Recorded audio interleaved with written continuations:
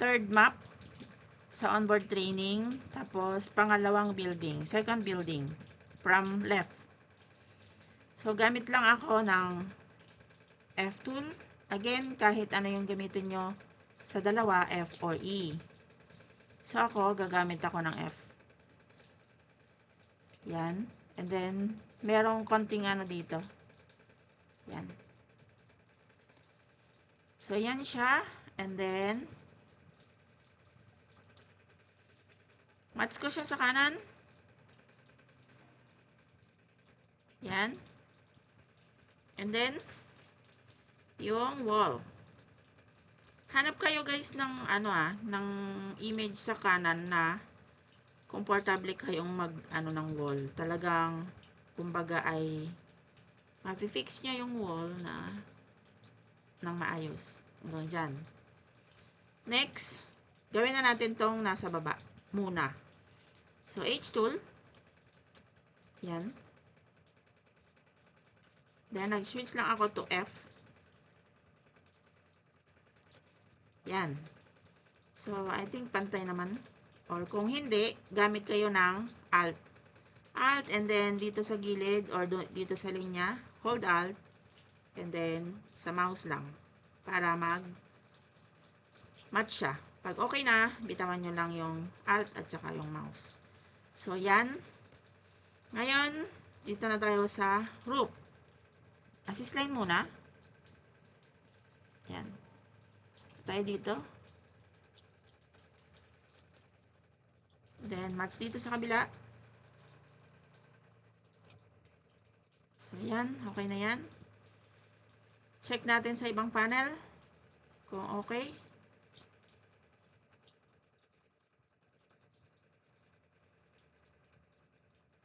So, yan.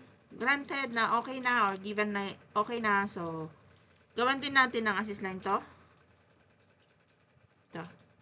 So, patay dito ng pattern. And then, pag nag-purple na siya, click. So, i-cover na natin to. Itong wall niya, roof niya. So, yan. 1, 2, 3,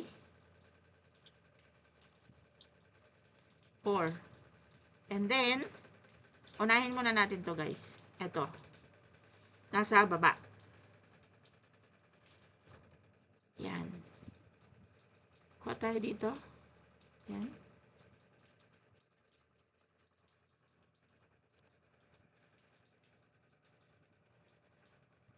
So, hindi siya pantay dito.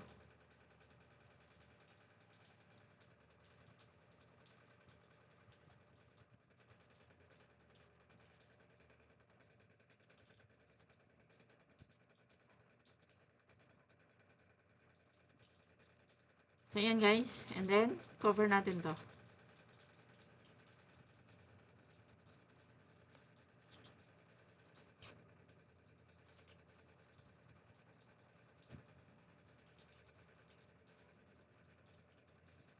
Yan.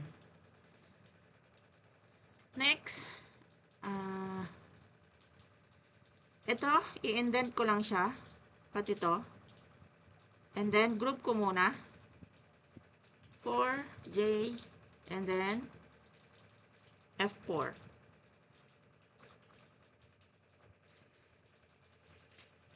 So, naayos na. Ito, nawala na yung red lines. So, okay na to. Ito na lang. So, since may mga circumstances or may mga times na pag nag F4 ay nagpa-flat to, kaya inuna ko tong nasa baba. And then, ito na, yung nasa taas ngayon. So, gamit tayo ng 9. Then, kuha tayo dito. Yan. So, pantay na siya. Pag pantay na siya, i-cover natin to. Yan. Next.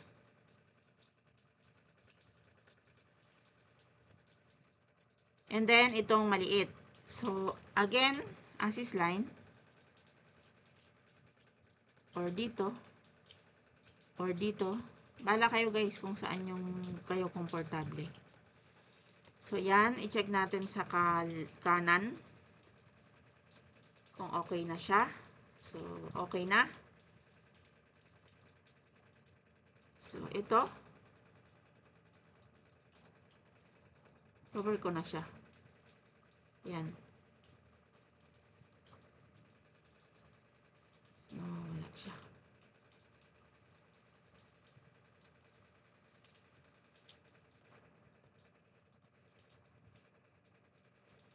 Ulitin natin guys kasi hindi siya hindi siya nag-snap. So, 9 muna.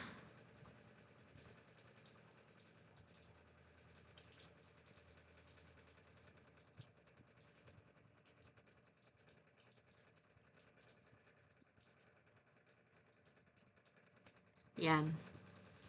And then, i-cover natin to.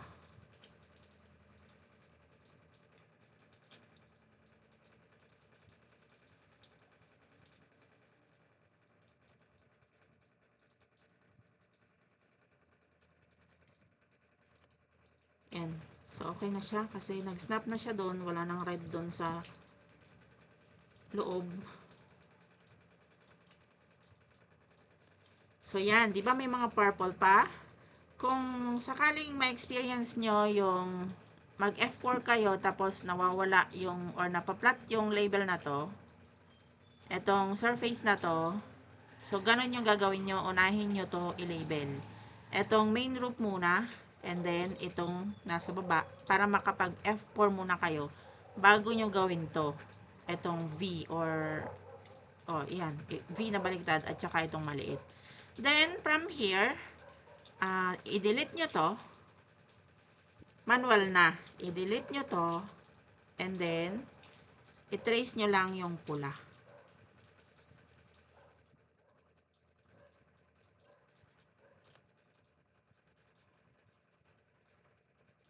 Pag mali, ulitin nyo lang guys. Kasi dapat mawawala yung pula. Huwag kayo magsasubmit ng may pula ha.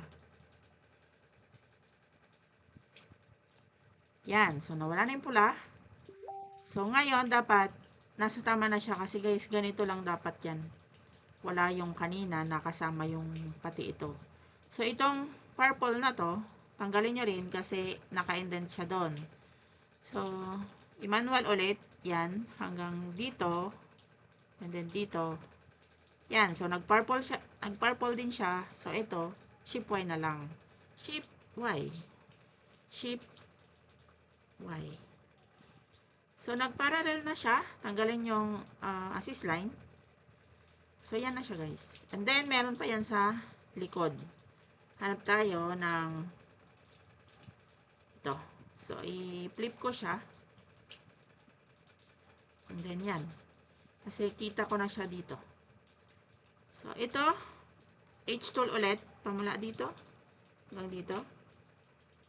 And then, yan. Pwede nyo siya ilagpas guys. And then, hilahin nyo na lang siya pabalik. Papunta doon. Tapos, kailangan okay naman na siya guys. Ano na siya. Match na siya. So, dahil match na siya, so assist line ulit, pamula dito sa pinakatuktok ng ridge. Yan. Hanggang dito lang guys. Yan. Diyan na kasi nagtatapos yung ridge niya. So, and then cover.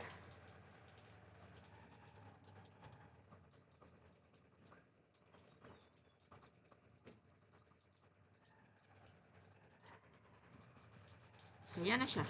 Again, tanggalin yung assist line. Click to to group. J to show. And then, okay na yan guys. Dagdagan nyo na lang ng corner. Yan. Dagdagan nyo na lang ng corner. Pwede na yan ipasa after ng Alt-R.